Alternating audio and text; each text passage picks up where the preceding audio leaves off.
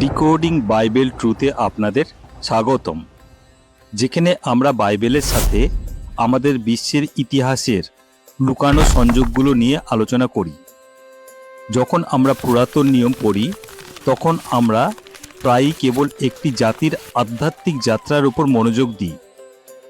আপনি কি কখনো ভেবে দেখেছেন বাইবেলের সেই ঐতিহাসিক মুহূর্তগুলোতে বিশ্বের বাকি অংশে কি ঘটেছিল?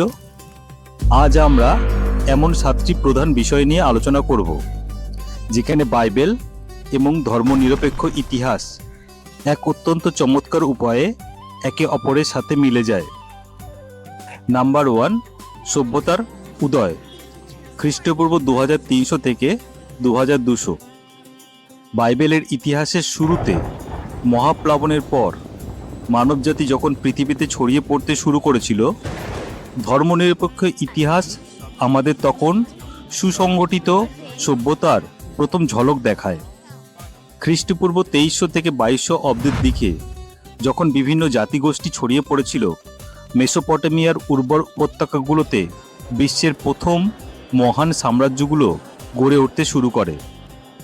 এই যুগটি ছিল বিশ্বের প্রথম কাঠামোগত সমাজ ব্যবস্থার ভিত্তি। নাম্বার 2 হলো আব্রাহাম এবং মিশরের পিরামিড।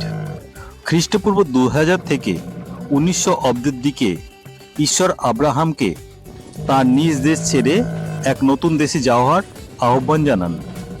সেই সময়ে গিজার মহান পিরামিডগুলো প্রাচীন বিস্ময় হিসেবে শত শত বছর ধরে দাঁড়িয়েছিল।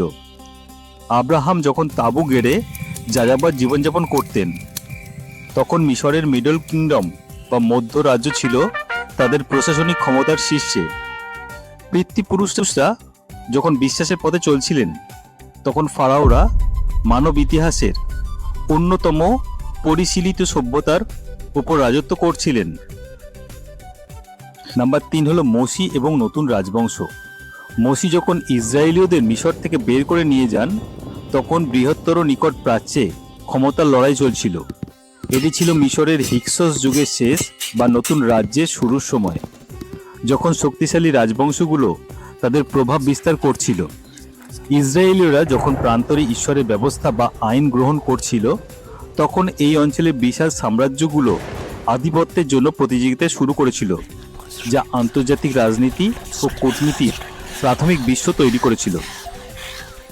নাম্বার 4 হলো বিচারকর্তাদের যুগ এবং ব্রোঞ্জ যুগের পতন। বিচারকর্তাদের যুগে এবং পরবর্তীতে যখন ঈশ্বর সামুয়েলকে রাজাদের পথ প্রস্তুত করার জন্য নিযুক্ত করেন, তখন ভূমধ্যসাগরীয় অঞ্চল এক চরম অস্থিরতার মধ্যে দিয়ে যাচ্ছিল, যা লেট ব্রোঞ্জ এজ কোলাপস নামে পরিচিত। ইসরায়েল যখন রাজা ছাড়াই নিজের অস্তিত্ব রক্ষায় সংগ্রাম করছিল, তখন বিশ্বের অনেক মহান প্রাচীন সাম্রাজ্য আক্রমণ এবং অভ্যন্তরীণ ক্ষয়ের কারণে ধ্বংস হয়ে যাচ্ছিল। ধর্মনিরপেক্ষ ইতিহাসের এই অন্ধকার যুগ নতুন আঞ্চলিক শক্তির উত্থানের পথ প্রস্তুত করছিল। নাম্বার 5 হলো রাজা সলোমন এবং অসিরীয় সাম্রাজ্য। রাজা দাউদ এবং সলোমনের অধীনে ইসরায়েল তার সম্পদ ও প্রভাবের শিখরে পৌঁছেছিল। জেরুসালেমে প্রথম মন্দির বা ফার্স্ট টেম্পল নির্মাণ করা হয়েছিল প্রায় 1000 থেকে 950 খ্রিস্টপূর্বাব্দের দিকে। এই স্বর্ণযুগে উত্তরে অসিরীয় সাম্রাজ্য ধীরে ধীরে শক্তিশালী হয়ে উঠতে শুরু করে।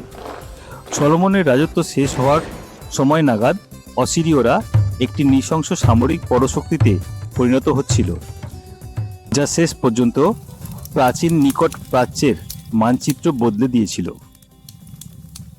নাম্বার 6 হলো নবী যিশাইয় এবং রোমের প্রতিষ্ঠা। রাজ্য যখন ইসরায়েল এবং জিহুদা এই দুই ভাগে বিভক্ত হয়ে গেল, তখন পশ্চিমে এক যুগান্তকারী ঘটনা ঘটেছিল। খ্রিস্টপূর্ব 753 অব্দে টাইবার নদীর তীরে রোম শহরটি প্রতিষ্ঠিত হয়েছিল। ঠিক এই সময়ে নবী যিশাইয় জেরুসালেমে প্রচার করছিলেন এবং জিহুদার রাজাদের সতর্ক করছিলেন। এটি ভাবলে অবাক হতে হয় যে বাইবেলের নবীরা যখন শাশ্বত রাজ্যের কথা বলছিলেন, তখন পরাক্রমশালী রোমান সাম্রাজ্যের বীজ মাত্র রোপণ করা হয়েছিল। নাম্বার 7 হলো পারস্য সাম্রাজ্য এবং বন্দিদশা থেকে মুক্তি। পুরাতন নিয়ম শেষ হয় জেরুসালামের পতন এবং ব্যাবিলনীয় বন্দিদশার মাধ্যমে। ইতিহাসবিদদের মতে জেরুসালামের ধ্বংস হয়েছিল প্রায় 587 থেকে 586 খ্রিস্টপূর্বাব্দে। এরপর নির্বাসিতরা কয়েক দশক ব্যাবিলনে বসবাস করেন। তারপর প্রায় 539 থেকে 536 খ্রিস্টপূর্বাব্দের দিকে পারস্যের মহান সম্রাট সাইরাস ব্যাবিলন জয় করেন। এই ঘটনার ছিল বাইবেলের ভবিষ্যৎবাণীর সরাসরি পূর্ণতা। সাইরাস ইহুদিদের স্বদেশে ফিরে যাওয়ার এবং তাদের মন্দির পুনর্নির্মাণের অনুমতি দেন, যা পুরাতন নিয়মের যুগের শেষ অধ্যায় হিসেবে চিহ্নিত হয়, এবং পারস্য সাম্রাজ্য তখন পরিচিত বিশ্বের অধিপতি হয়ে ওঠে। পুরাতন নিয়মের এই কালানুক্রম কেবল কিছু গল্পের সংগ্রহ নয়, এটি মানব ইতিহাসের বুননের সাথে গভীরভাবে জড়িত। এই 7টি পয়েন্ট আমাদের মনে করিয়ে দেয় যে বাইবেলের ঘটনাগুলো বিশ্বের মহান সাম্রাজ্যগুলোর উত্থান পতনের একই মঞ্চে ঘটেছিল। আপনি যদি ডিকোডিং বাইবেল ট্রুথ সিরিজের এই যাত্রাটি পছন্দ করেন তবে লাইক ও সাবস্ক্রাইব করতে ভুলবেন না এবং বেল আইকনটি অন করে দিন, যাতে বাইবেলের ইতিহাস ও ভবিষ্যৎবাণী নিয়ে আমাদের পরবর্তী অনুসন্ধানগুলো আপনার মিস না হয়। দেখার জন্য ধন্যবাদ। দেখা হবে পরের ভিডিওতে।